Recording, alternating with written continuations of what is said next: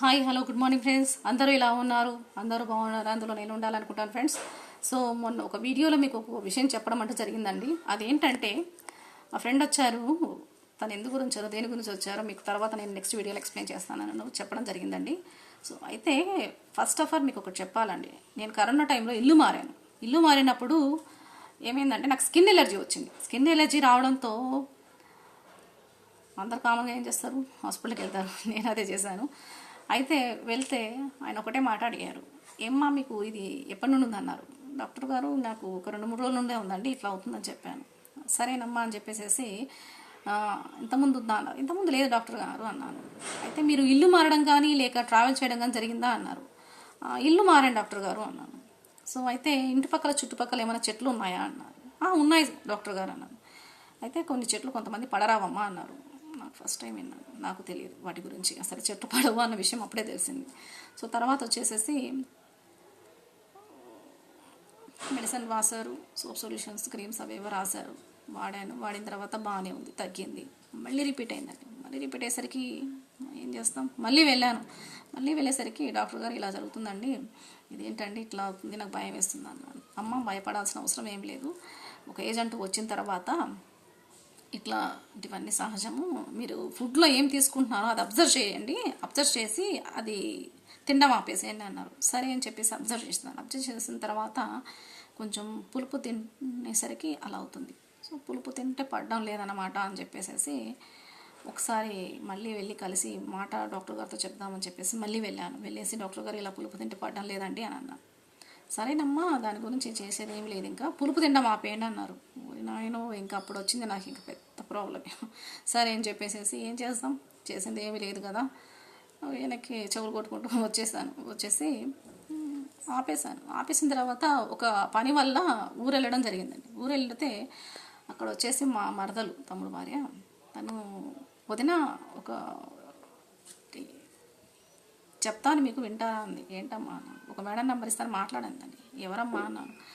ఆవిడకి తెలియలేదు, అమ్మాయికి ఏం తెలియదు అసలు పాపం. నాకు మేడం నెంబర్ ఇస్తాను మాట్లాడమంది. ఏంటో అని చెప్పేసి మాట్లాడాను. వచ్చిన తర్వాత మళ్ళీ నాకు సేమ్ అదే ప్రాబ్లం అయింది, ఏంటి ఎలర్జీ.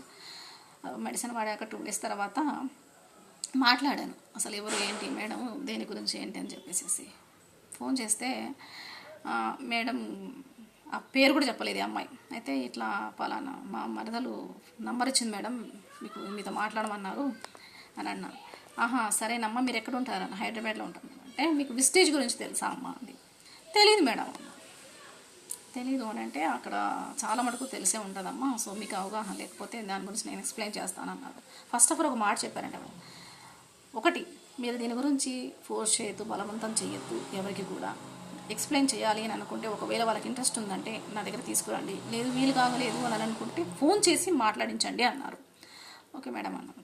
అన్న తర్వాత మాట్లాడిన తర్వాత పెట్టేసిన తర్వాత 2 days ఆగి, ఏమ్మా మరి దీని గురించి మీరు ఏం ఆలోచించారు, మరి దీని గురించి ఏమనుకున్నారు అన్నారు. మేడం నాకు అంతా బాగానే నచ్చింది, కానీ నేను చెప్తే వింటారో లేదో తెలియదు, మీతో మాట్లాడించిన, ఎందుకంటే ఇవాళ రేపు ఎలా ఉన్నారంటే చెప్పంగా ఏదైనా మంచి విషయాలు ఎవరు వినరండి. అదైతే కరెక్ట్ 100%, అవును కదా. అయితే ఇది మేడం నాకైతే ఈ ప్రాబ్లం ఉంది, దీనికి సొల్యూషన్ దొరికిన తర్వాత నేను ఆలోచిస్తాను అన్నారు. ఏంటన్నారు, నాకు ఇట్లా ఎలర్జీ ఉంది మేడం, నేను డాక్టర్ దగ్గరికి వెళ్ళి చూయించుకున్నాను, తగ్గలేదు, మళ్ళీ దాని తర్వాత ఫుడ్ తీసుకోవడం వల్ల అని సేమ్ అదే చెప్పాను. చెప్తే సరేనమ్మా అక్కడికి ఒక మేడం వస్తుంటారు, మేరీ మేడం అనేసి, హైదరాబాద్. ఆవిడ 3 monthsకు 6 monthsకు ఒకసారి వస్తూ ఉంటారు. ఆవిడ వచ్చినప్పుడు మీరు వెళ్ళి కలవండి, ఫోన్ చేశాను. ఓకే మేడం అన్న తర్వాత సరే అని చెప్పేసి వెళ్ళి కలిసాను. ఫోన్ చేసి కలిస్తే ఆవిడేం చెప్పారు అంటే, నేను చెప్పిన దానికి రజనీ మేడం ఏం చెప్పారా, ఏం లేదు మేడం మిమ్మల్ని కలవమన్నారన్న. అయితే ఫస్ట్ ఆవిడ వెస్టేజ్ గురించి వాడమనో చేయమనో లేదంటే బిజినెస్ చేసుకోమని ఇవేమీ చెప్పలేదు.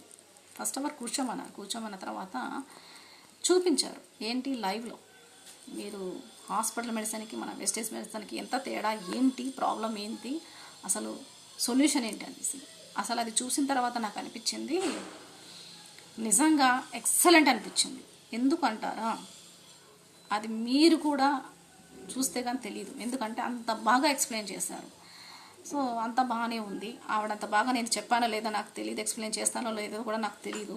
బట్ కాకపోతే నా ప్రాబ్లం గురించి నేను చెప్పాను ఆవిడకి, మేడం నాకు ఇట్లా పర్మనెంట్ సొల్యూషన్ కావాలి, నేను లైఫ్ లాంగ్ మెడిసిన్ వాడాలంటే నేను వాడలేకపోతున్నాను అన్న. సరే అమ్మా ఏంటి ప్రాబ్లం అన్నారు. నాకు ఇట్లా స్కిన్ ఎలర్జీ వచ్చింది మేడం, డాక్టర్ దగ్గరికి వెళ్తే ఇల్లు మారావా చెట్లు ఉన్నాయా అని చెప్పేసి అన్నారు. తర్వాత పులుపు తినడం మానేమన్నారు. మనకేమో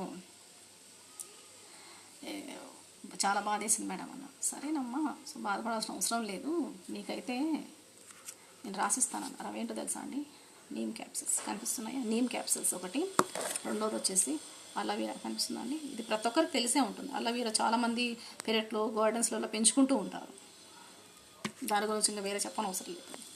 అయితే ఇవి రెండును నీమ్ సోప్ రాసించారు. రాసిచ్చిన తర్వాత వాడాను. ఎన్ని రోజులు వాడాను, 3 months వాడానండి. 3 months వాడిన తర్వాత నాకు అసలు ఎలా వచ్చిందో తెలిసింది, కానీ ఎలా వెళ్ళిపోయిందన్నది తెలియలేదు. ఇది ఎక్సలెంట్ కదా, అది విస్టేజ్ మహిమ. సో ఫ్రెండ్స్, మీకు ఈ వీడియో నచ్చితే లైక్ చేయండి, షేర్ చేయండి. ఓకేనా friends, thank you so much.